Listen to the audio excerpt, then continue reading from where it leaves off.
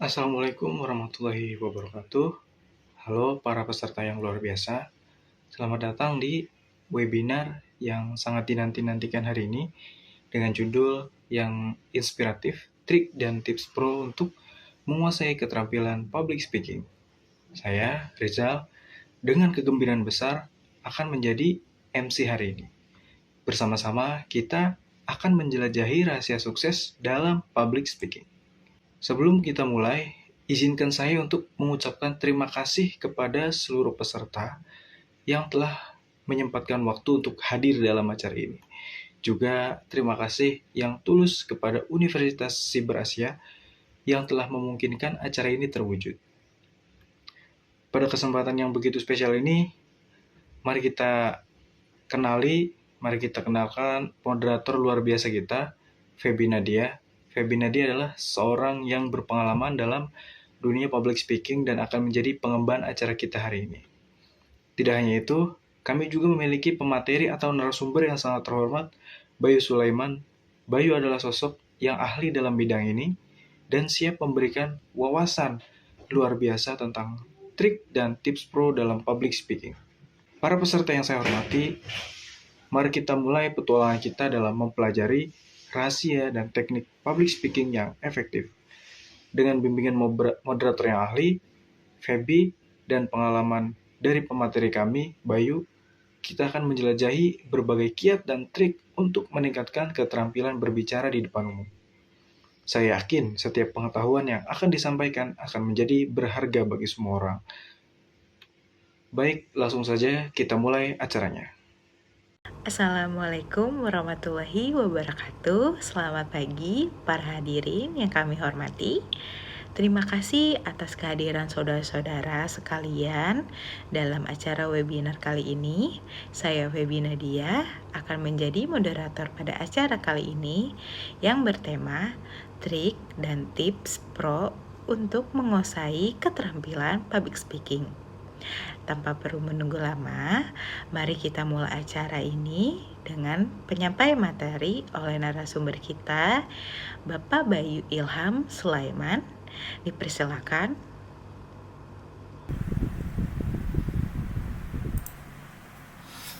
Oke, baik teman-teman, kita akan lanjut ke isi materinya.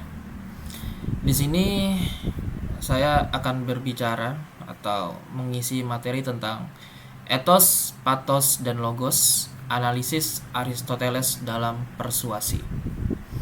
Di sini ada 3 kata ya, etos, patos, dan logos. Ini ketiga kata ini adalah bahasa Yunani kuno. Dan analisis, kita akan menganalisis Aristoteles. Apa yang disebutkan oleh Aristoteles dalam persuasi. Persuasi itu buat yang belum tahu adalah teknik untuk meyakinkan seseorang. Singkatnya seperti itu. Lanjut. Oke, pengantar. Sebelum kita masuk pengantar juga, kita harus kenalan dulu nih sama Aristoteles. Siapa nih? Tokoh apa nih Aristoteles ini?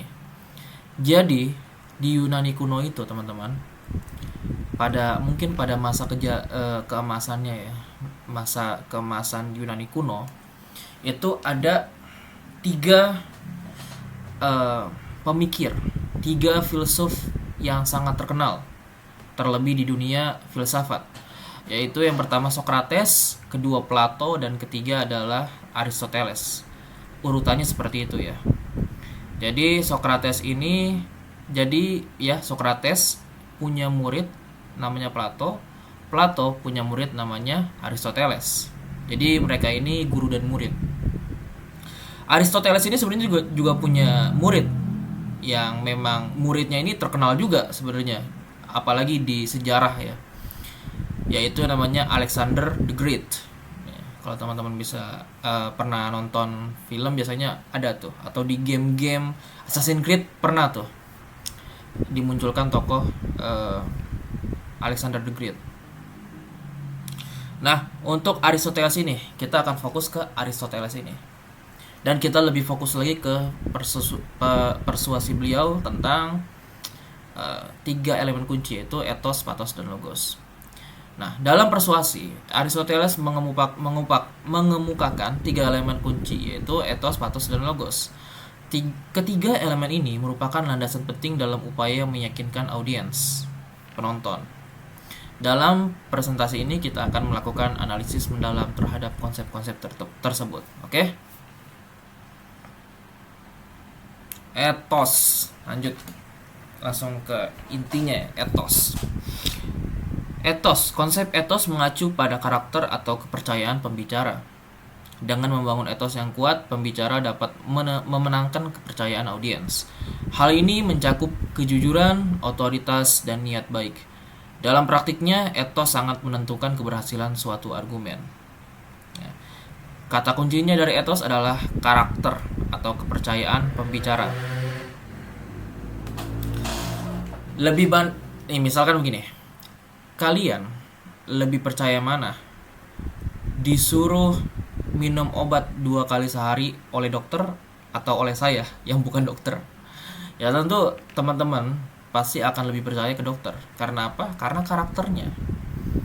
Beliau dokter, ya kan? Punya ya bisa dipercaya di dokter nih. Ya. Di rumah sakit, di puskesmas segala macam. Ini ethos, tingkat kepercayaan pembicara. Jadi kalau kita mau mempersuasi orang lain, kita harus bisa dipercaya dulu. Kita harus punya karakter yang kuat dulu, terkhusus di karakter untuk apa yang mau kita bicarakan. Itu untuk ethos. Yang kedua, pathos. Pada aspek pathos, Aristoteles menekankan pentingnya emosi dalam persuasi. Pembicara harus mampu menggerakkan emosi audiens, baik itu rasa simpati, kebahagiaan, atau rasa takut. Dengan memanfaatkan pathos, pembicara dapat menciptakan hubungan emosional yang kuat dengan audiens. Menurut saya, dari ketiga tadi tuh, ethos, pathos, logos, yang paling powerful adalah pathos. Ketiganya powerful, tapi yang paling powerful itu pathos menurut saya. Ya, karena ini pathos, kata kuncinya adalah emosi. Jadi anggaplah, bayangkan saya ngomong seperti ini ya. Pada aspek pathos, Aristoteles menekankan pentingnya emosi dalam persuasi. Nah, bedakan dengan ini. Pada aspek pathos, Aristoteles menekankan pentingnya emosi dalam persuasi. Nah, itu ada perbedaan yang cukup jauh ya dari penekanan kata-kata saya. Atau kita bisa melihat pidato-pidatonya para pemimpin-pemimpin dunia. Contohnya Soekarno. Kalau teman-teman pernah mendengar rekaman ya, pasti merekaman lah. Teman-teman gak mungkin ini kan lahir kan waktu beliau masih pidato di depan umum. Nah, dengar suara Bung Karno gitu ya, pas lagi pidato, itu kan berapi-api. Itu karena Bung Karno itu jago banget untuk masalah pathos ini, memainkan emosi. Sama Bung Tomo juga tuh waktu pertempuran Surabaya ya. Wah, itu pidatonya sangat menggelegar sekali. Kuncinya adalah menggerakkan emosi audiens, baik itu rasa simpati, kebahagiaan, atau rasa takut. Tergantung apa yang kita omongin, apa yang mau kita komunikasikan. Apakah itu tentang, anggaplah tentang kemerdekaan, ya kita harus menyampaikannya dengan berapi-api, dengan penuh semangat. Atau kalau kita misalkan kita mau menyampaikan puisi yang sedih, ya kita harus punya ritme atau ya alunan dari ucapan kita itu yang mendayu, yang membuat orang sedih, dan juga rasa takut, dan semua rasa-rasa lainnya. Kita harus sampaikan dengan emosi kita. Terakhir adalah logos. Terakhir, konsep logos berkaitan dengan penggunaan logika dan argumen yang kuat. Pembicara harus mampu menyajikan fakta, statistik, dan alasan yang rasional untuk mendukung argumennya. Dengan menggunakan logos, pembicara dapat meyakinkan audiens secara intelektual. Jadi logos ini lebih ke data, fakta yang ada. Jadi kalau teman-teman ngelihat pembicara gitu ya, atau yang berbicara di depan umum, kadang-kadang mereka bilang 70% tubuh manusia itu mengandung air. Nah, itu udah masuk ke konsep logos tuh. Karena udah menyampaikan data atau menggunakan logika dalam argumen. Nah, kalau pokoknya data sama logika ini adalah mainannya, dalam tanda kutip mainannya seorang apa namanya, orang-orang yang pidato gitu ya, orang-orang yang berbicara di depan publik. Itu mainannya kuat di logos ini juga, yaitu menyajikan fakta, statistik, alasan rasional yang mendukung argumennya. Dia punya argumennya dan dia punya pendukungnya. Pendukungnya itu apa? Ya, fakta, statistik, logika, yang semua ini dikumpulkan menjadi logos. Oke. Kesimpulan nih. Dalam kesimpulan, kita dapat menyimpulkan bahwa konsep etos, patos, dan logos yang diajukan oleh Aristoteles tetap relevan dalam dunia persuasi modern. Memahami dan menguasai ketiga elemen ini akan membantu kita menjadi pembicara yang lebih efektif dan persuasif. Nah, dari zamannya Aristoteles, yaitu ratusan tahun sebelum Masehi, sampai sekarang, abad 21, ketiga konsep ini sangat powerful sekali terutama untuk orang-orang yang berbicara di depan umum ya. Sebenarnya bukan cuman berbicara di depan umum doang gitu ya, tapi kita berbicara dengan orang lain gitu ya, mungkin one on one atau bicara dengan empat mata. Itu kadang-kadang kita membutuhkan ketiga aspek ini juga untuk meyakinkan orang lain. Apalagi untuk kita yang mau jadi diplomat gitu ya, untuk kita yang mau jadi politisi, apalagi tuh pokoknya pekerjaan-pekerjaan atau pekerjaan yang butuh yang namanya persuasi. Nah, ini cocok atau lebih tepatnya harus yang namanya belajar tentang ketiga aspek ini, etos, patos, dan logos. Itu aja webinar pada kali ini. Saya lanjutkan ke MC atau moderator. Terima kasih. Terima kasih atas pemaparan yang sangat menarik dari narasumber kita tadi. Sekarang, mari kita lanjut ke sesi tanya jawab. Saya akan membuka kesempatan bagi para peserta untuk bertanya langsung kepada narasumber. Silakan angkat tangan dan sampaikan pertanyaan Anda.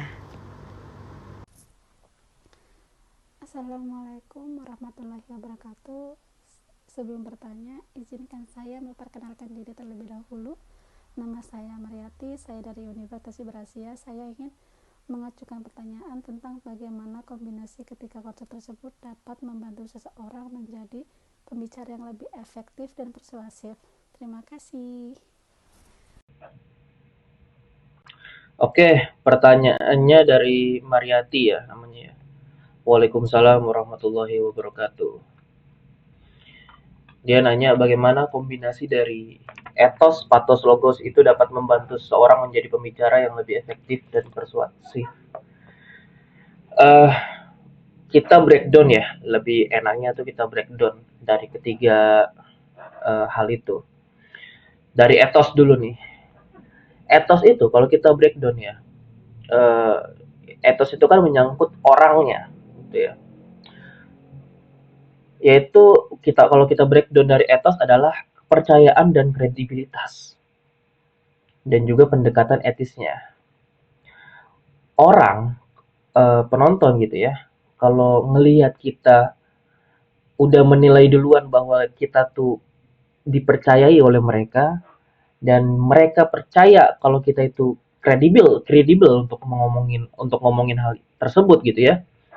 Apapun yang pengen kita omongin, itu eh, informasi yang mereka akan serap itu kemungkinannya lebih banyak, lebih efektif. Karena mereka udah percaya sama kita, udah merasa kita tuh orang yang kredibel, orang yang pantas untuk ngomongin itu. Terus yang kedua, pathos.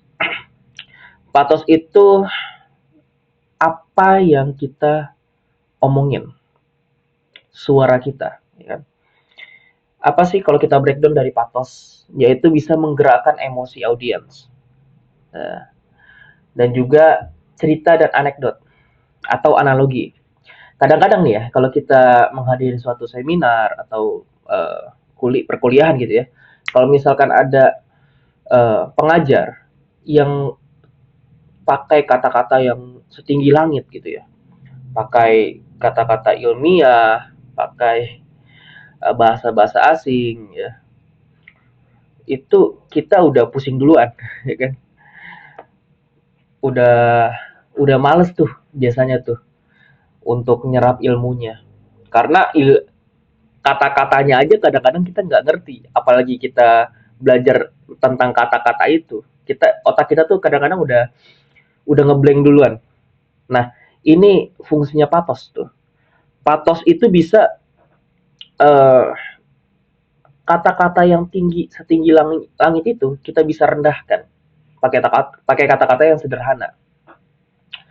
Dengan adanya anekdot, dengan adanya analogi, itu bisa mempermudah yang namanya penyerapan ilmu. Komunikator dan komunikan itu bisa nyambung gitu. Terus logos nih, logos. Logos itu tentang logika ya, tentang apa yang ada di pikiran nih. Logika dan argumentasi. Dan juga bukti dan data.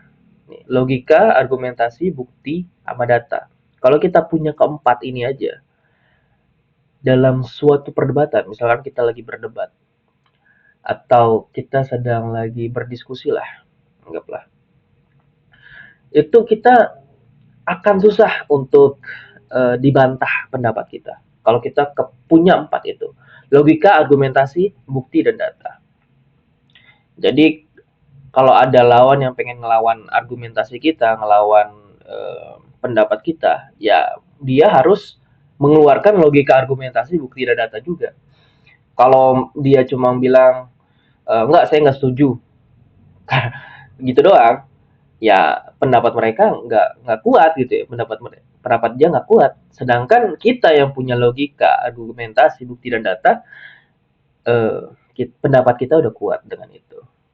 Itu sih. Baik Kak, saya sudah paham dan saya puas dengan jawabannya. Terima kasih.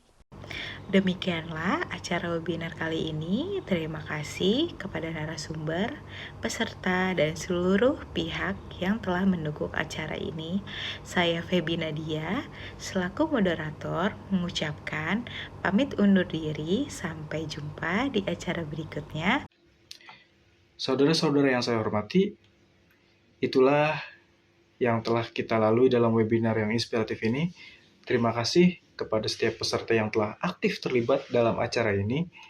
Saya ingin menyampaikan rasa terima kasih yang mendalam kepada moderator kita, Febi, dan juga wawasan yang mereka bagikan hari ini. Semoga pengetahuan ini menjadi pengetahuan yang bermanfaat bagi kita semua.